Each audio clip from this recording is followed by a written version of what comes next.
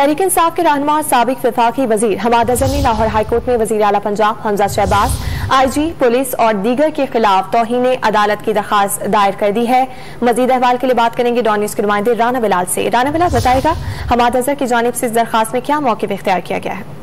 जी देखें, साबिक वफाकी वजीर हमाद अजहर ने Hamza Shahbaz, IG Punjab, chief secretary Punjab और CCPO लाहौर के खिलाफ लाहौर हाईकोर्ट में तौहीन अदालत की दरखास्त दायर की है, जिसमें एडवोकेट अजहर सदीक के लिए इस दरखास्त में ये मौक़िफ़ इख्तियार किया गया है कि अदालतों के वाज़ेह अहकामात हैं कि जो मेंबरान असम्बली है उनको स्पीकर की इजाजत के बगैर जो है वो गिरफ्तार न किया जाए। हमाद अजहर ने अपनी दरखास्त में ये भी कहा है कि अरकान असम्बली को हरासा भी किया जा रहा है और गैर कानूनी तौर पर उनकी गिरफ्तारियां भी अमल में लाई जा रही है, जो कि बुनियादी हकूक़ की भी खिलाफ वर्जी है।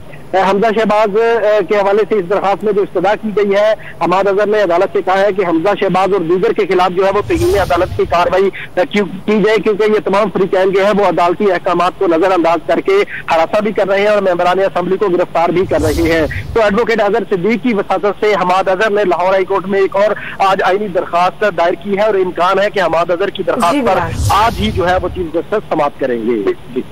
आज ही इस दरखास्त पर समाअत का इम्कान है। बहुत शुक्रिया बिलाल, आपने अपडेट किया।